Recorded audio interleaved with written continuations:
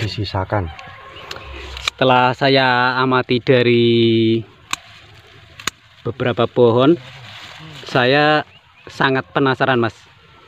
Ini kenapa disisakan dari ini pangkal daunnya ini? Disisakan kayak gini. Iya. Fungsinya untuk apa, Mas?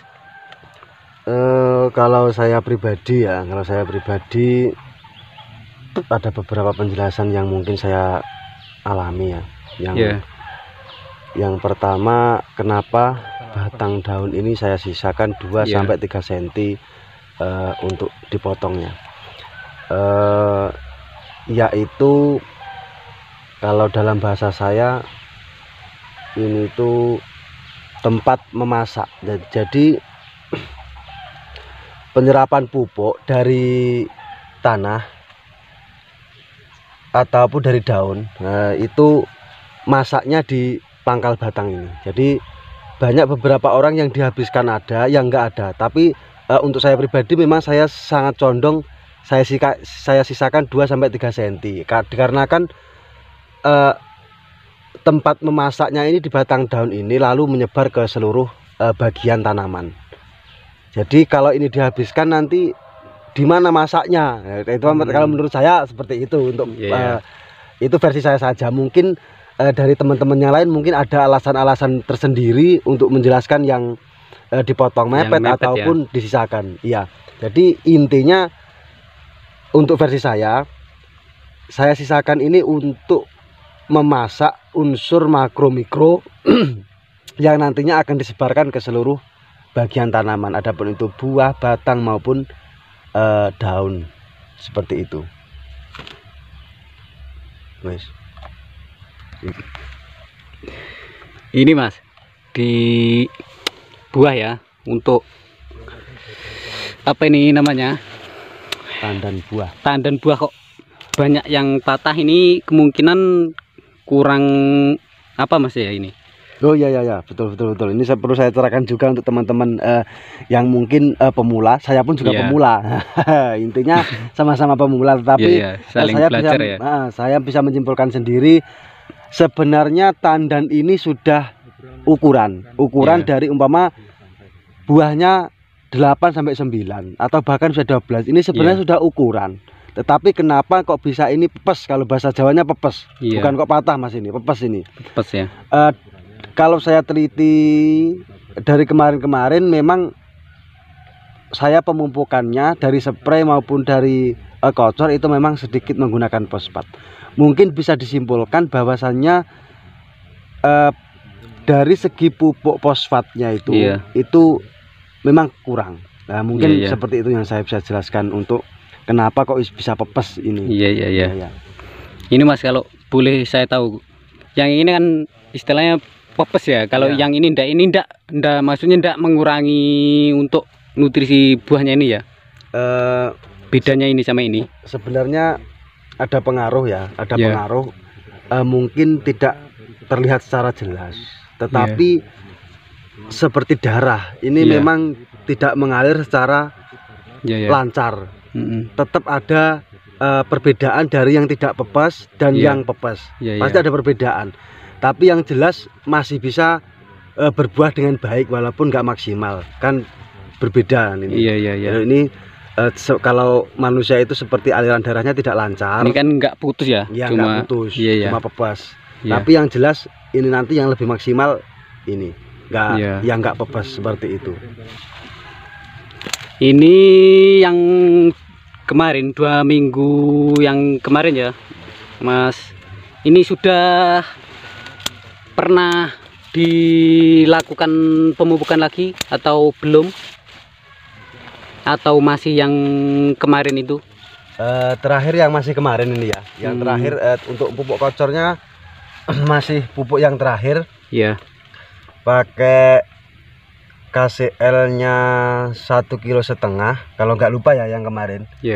Terus Saprodapnya 4 kilo. Mungkin itu kalau nggak lupa ya. Kalau nggak lupa, memang saya sering lupa karena sini sudah sekitar 2 minggu nggak saya pupuk kocor. Tapi untuk pupuk spray 3 hari sampai 4 kali memang. Ini ada tambahan pupuk ya, dari pupuk spray Yang sebelum terakhir saya pupuk spray Iya. itu pakai MKP sama kalsium. Ini MKP-nya 3 sendok, kalsiumnya 3 sendok. Itu untuk penambahan pupuknya. Terus yang terakhir saya pupuk KNO putih tapi saya spraykan. Biasanya umumnya ini dikocorkan, tetapi untuk versi saya ya, saya spraykan. Saya berani saya spraykan.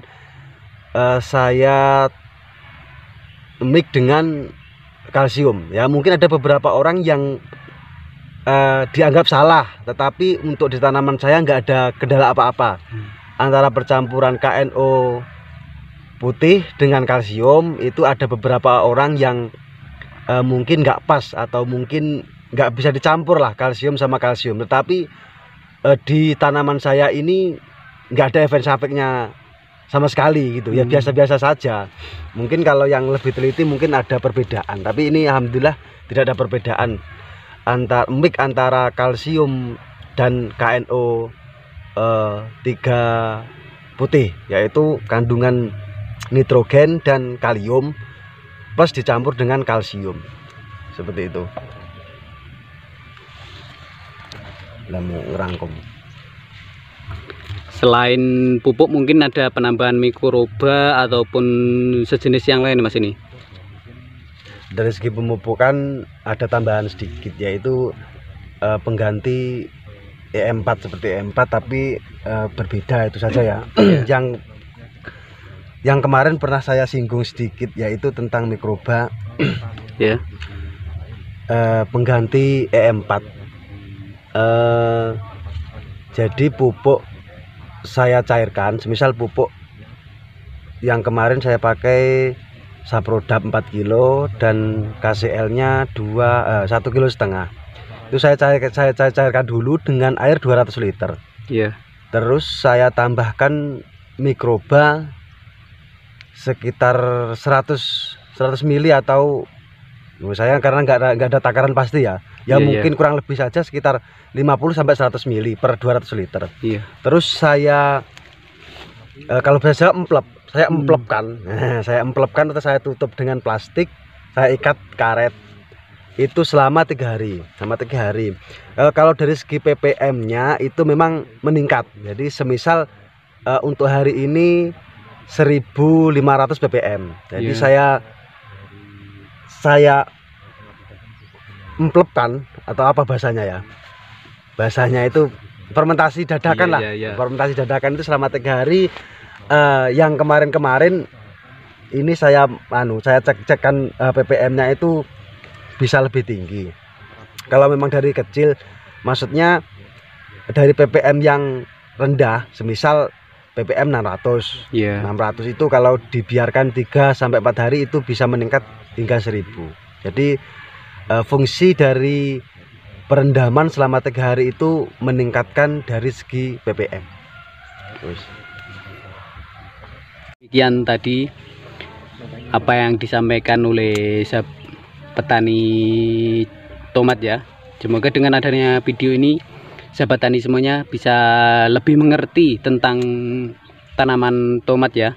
Juga terima kasih buat sahabat tani semuanya yang telah dukung channel ini. Yang tanpa dukungan sahabat tani semuanya channel ini nggak akan bisa berkembang. Juga buat sahabat tani semuanya yang belum dukung channel ini, jangan lupa dukung channel ini dengan cara tekan tombol subscribe-nya yang di bawah ini yang berwarna merah. Aktifkan juga loncengnya agar sahabat tani semuanya nggak ketinggalan video-video terbaru dari saya. Oke sahabat tani semuanya,